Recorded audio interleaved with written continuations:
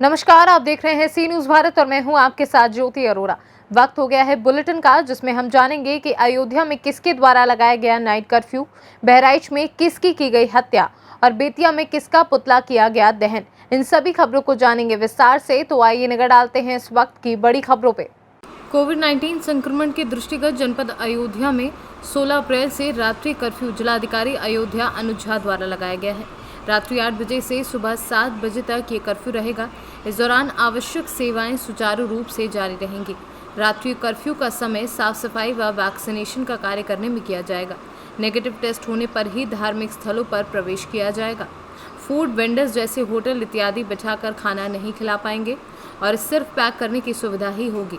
वाहनों में निर्धारित सीटों से ज़्यादा सवारी नहीं बैठाई जाएगी एवं मास्क लगाना अनिवार्य होगा। इंडिया में कोविड के सेकेंड वेव के क्योंकि काफ़ी केसेस आ गए हैं और टोटल जो एक्टिव केस हैं वो लगभग 1,000 से ज़्यादा हो गई है। इसको देखते हुए कुछ महत्वपूर्ण निर्णय हम लोगों ने लिया है। एक तो आज से रात्रि 8 बजे से लेकर के सुबह 7 बजे तक नाइट कर्फ्यू रहेगा अयोध्या के अंदर। और ये जो समय है इसमें आवश्यक सेवाओं का संचालन तो होगा, लेकिन जो उसके अलावा जो आवागमन है या जितने भी हमारी मार्केट एक्टिविटीज़ हैं वो रात के 8 बजे से लेकर के सुबह के 7 बजे तक प्रतिबंधित रहेंगी। इस बीच का जो अवधि है इसका प्रयोग डिसइंफेक्शन और इस तरह की जो साफ़ सफाई की गतिविधियाँ हैं उसके लिए इसका प्रयोग किया जाएगा। साथ ही इसके अलावा अयोध्या धाम में जो बाहर के श्रद्धालु आते हैं दर्शन के लिए, उनके लिए कोविड नेगेटिव का जो टेस्ट रिपोर्ट है वो अनिवार्य किया गया है। अन्यथा की दशा में बिना एंटीजन से टेस्ट कराए हुए मंदिरों में दर्शन के लिए जो है प्रवेश प्रतिबंधित किया जाएगा। तीसरा एक इम्पॉर्टेंट डिसीजन ये होगा कि जितने भी हमारे ईटरीज हैं, रेस्टोरेंट हैं या जो भी फूड वेंडर्स हैं जो ठेलों इत्यादि पर भी जो खाने के आइटम सप्लाई करते हैं, उनके यहाँ भी पूरा जो संचालन होगा वो सिर्फ भोजन पैक करा करके ले जाने के लिए होगा और किसी भी दशा में रेस्टोरेंट में या ईटरीज में या ढाबों के आसपास, ठेलों के आसपास बैठ करके खाना नहीं खाएंगे। इसको सुनिश्चित किया जाएगा। और चौथे, जितने भी वाहन हैं जो पब्लिक ट्रांसपोर्ट के वाहन हैं और जो प्राइवेट ट्रांसपोर्ट के भी वाहन हैं, किसी भी दशा में उसमें जो अनुमोदित सीटिंग कैपेसिटी है उससे ज़्यादा किसी को चलना जो है उसमें प्रतिबंधित होगा। और प्रत्येक जो आदमी जो किसी भी काम से पब्लिक प्लेस पे जा रहा है या पब्लिक ट्रांसपोर्ट में जा रहा है या प्राइवेट ट्रांसपोर्ट में भी जा रहा है तो उसको मास्क लगाना अनिवार्य होगा। तो ये इंपॉर्टेंट डिसीजन हम लोगों ने लिए हैं और तो उसका तुरंत आज ही के शाम से उसका इम्प्लीमेंटेशन प्रारंभ किया जाएगा ताकि जो कोविड के संक्रमण की गति है उसको धीमा। कोविड की सेकेंड वेव में नंबर ऑफ केसेस बढ़ रहे हैं, इसको दृष्टिगत रखते हुए जो अभी जिलाधिकारी महोदय ने बताया है वो निर्णय लिए गए हैं। इनको इन्फोर्स कराने के लिए पुलिस पूरी तरह से तत्पर रहेगी। मैं ये बताना चाहूँगा कि जैसा कि अयोध्या के धार्मिक क्षेत्र में बिना कोविड टेस्ट रिपोर्ट के किसी को एंट्री नहीं दी जाएगी। इसके लिए हर तरफ से आने वाले रास्तों पे बैरियर लगा के चेकिंग कराई जाएगी और जो कोविड नेगेटिव टेस्ट रिपोर्ट देंगे उन्हीं को धार्मिक क्षेत्र में एंट्री मिलेगी। साथ ही साथ जितने होटल, ढाबे, सराय और आश्रम हैं इनको भी निर्देशित किया गया है कि ये भी बिना कोविड नेगेटिव सर्टिफिकेट के किसी को अपने यहाँ रुकने न दें। पुलिस के द्वारा इसकी चेकिंग भी कराई जाएगी और जो अनियमितता अगर पाई गई उनके विरुद्ध विधिक कार्रवाई भी इसमें की जाएगी। मास्क का एनफोर्समेंट प्रभावी तरीके से किया जाएगा, इसको लेके पूरी सख्ती रहेगी। हम लोगों ने पिछले 15 दिन से ज़्यादा से विशेष जागरूकता अभियान चलाया है। इसमें फिक्स्ड पीए सिस्टम्स के माध्यम से, नगर निगम की गाड़ियों के अनाउंसमेंट के माध्यम से, पुलिस की गाड़ियों के अनाउंसमेंट के माध्यम से और हम लोग स्वयं भी सड़कों पर उतर के अनाउंसमेंट हम लोगों ने किया है, लोगों को जागरूक किया है। जो इसके बावजूद कोविड प्रोटोकॉल में जो निर्देशित मापदंड है उसके अनुरूप अपना आचरण नहीं रखेंगे, उनके विरुद्ध चालान और अन्य विधिक कार्रवाई सुनिश्चित कराई जाएगी। सभी लोगों से अनुरोध है कि जो आदेश निर्देश दिए जा रहे हैं उसका अक्षरशः अनुपालन करें, सब सहयोग करें, हम सब एकजुट होकर इस चेन को ब्रेक करने में अपना पूरा योगदान दें। अयोध्या से सीनू संवाददाता अजय कुमार सिंह की रिपोर्ट। जनपद बहराइच में इस समय हत्याओं का सिलसिला तो जैसे रुकने का नाम नहीं ले रहा है, जबकि पुलिस प्रशासन हमेशा हत्या हो जाने के बाद यही कहती नजर आती है कि अपराधियों को बख्शा नहीं जाएगा। थाना पयागपुर के अकरौरा में प्रधान पद के दावेदार धर्मेंद्र चौधरी पंचायत चुनाव संबंधी कुछ कागजात बनवाने के लिए गुरुवार सुबह घर से गए थे। समय रहते घर न पहुंचे तो घर वालों ने काफी खोजबीन के बाद देर रात स्थानीय थाना पर इसकी सूचना दी। पुलिस ने खोजबीन शुरू ही की थी कि पता लगा देहात कोतवाली क्षेत्र के रसूलपुर गांव के पास नहर के किनारे झाड़ी में लावारिस लाश देखी गई। सूचना पर पहुंची पुलिस मौके पर गई, जहां मृतक की पहचान गायब धर्मेंद्र के रूप में हुई। वहीं हत्या की सूचना मिलते ही आक्रोशित परिवारजनों के साथ बहराइच के गोंडा हाईवे पर रोड जाम कर प्रदर्शन करना शुरू कर दिया।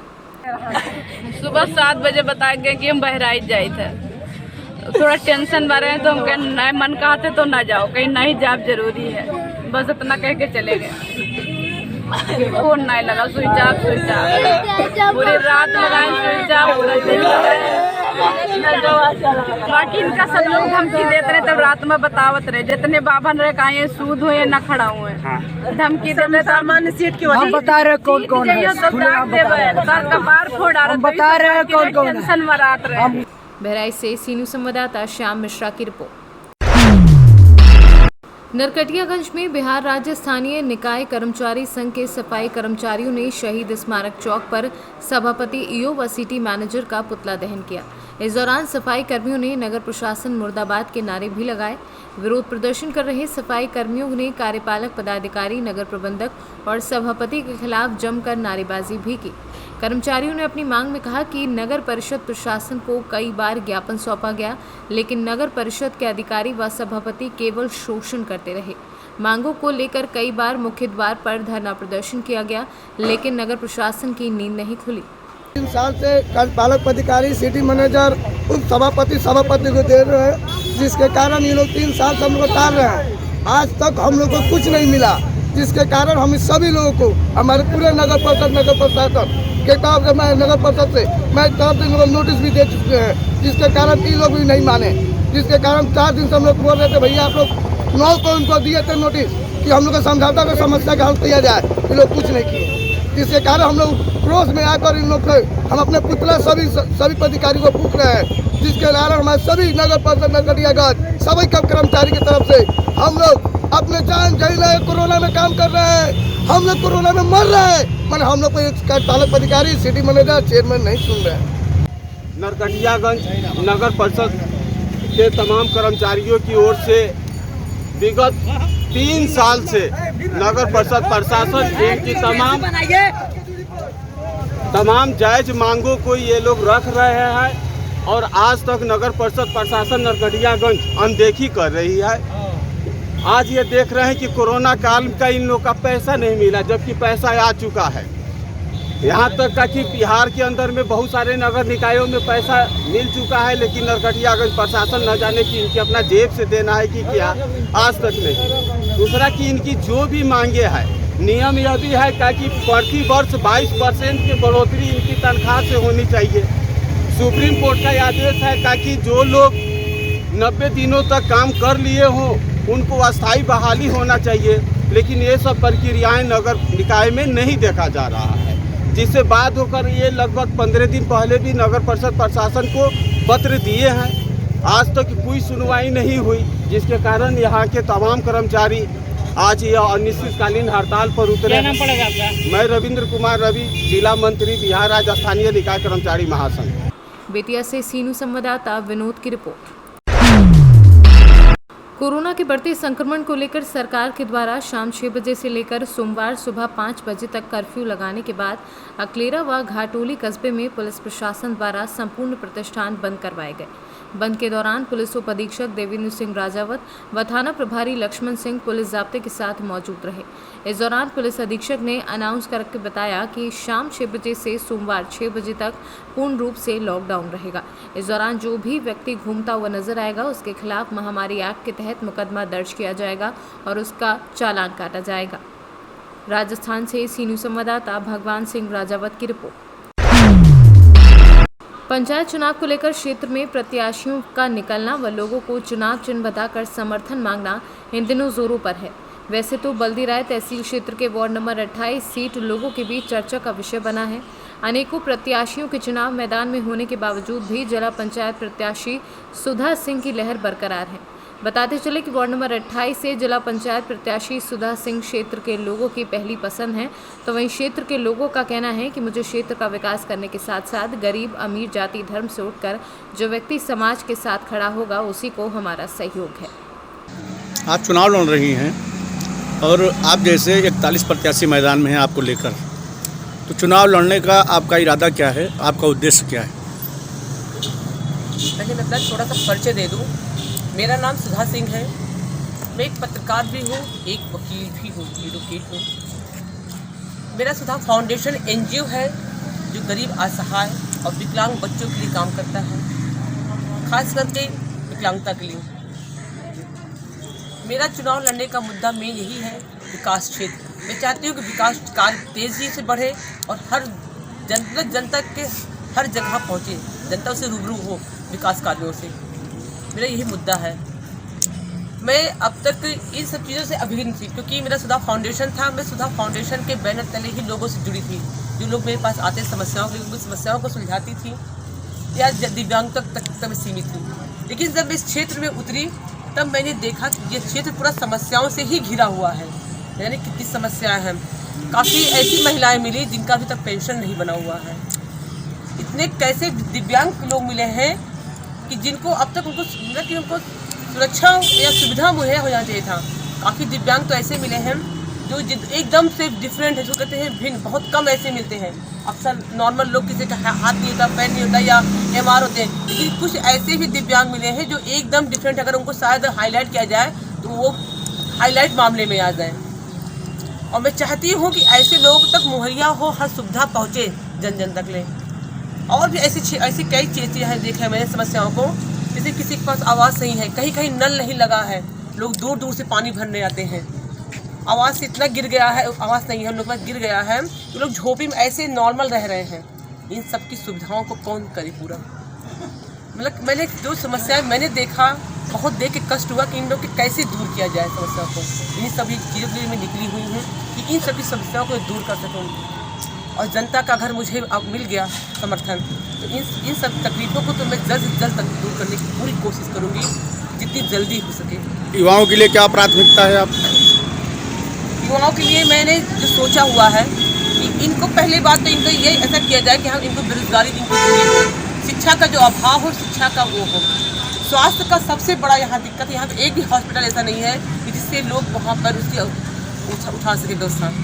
लोगों को यहाँ से जनपद सुल्तानपुर जाना पड़ता है, अगर जैसे खासकर डिलीवरी जैसी महिलाओं के लिए।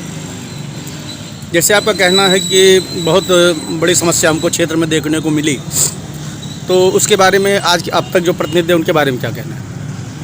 मेरी समझ में आज तक एक चीज़ नहीं आया कि लोग हर साल मतलब हर 5 वर्ष पे चुनाव होता है और लोग जीतते हैं, वादा करते हैं कि मैं इन वादाओं को पूरा करूँगा। और हर आदमी यही कहता है कि मैं अब की बार मुझे जिताइए, मैं वादा पूरा करूँगा। तो जीतने के बाद ये लोग चले क्यों जाते हैं? आखिर जनता इनको चुनती ही क्यों है? सेवा कार्य के लिए चुनती है। जब ये चुनाव में आते हैं तो कहते हैं मैं सेवक हूँ और आप मेरे मालिक हैं। तो जीतने के बाद उल्टा क्यों हो जाता है?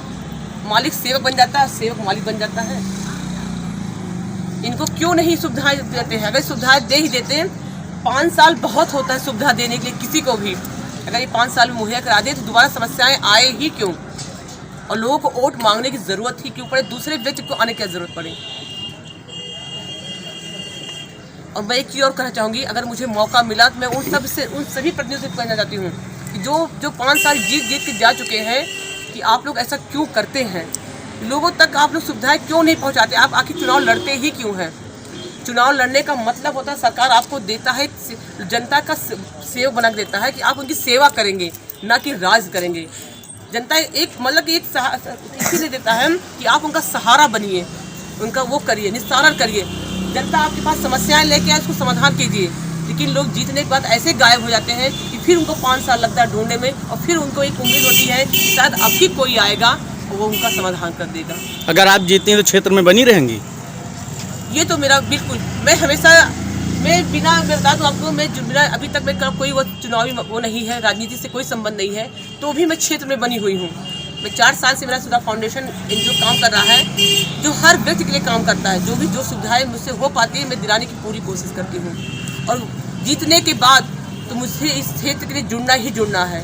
मैं एक समाज सेवी हूँ और एक सेवक बनकर ही काम करूँगी। सुल्तानपुर से सीनियर संवाददाता जगन्नाथ मिश्रा की रिपोर्ट। फिलहाल के लिए न्यूज बुलेटिन में बस इतना ही। देश दुनिया की तमाम बड़ी खबरों के लिए आप देखते रहिए सी न्यूज भारत।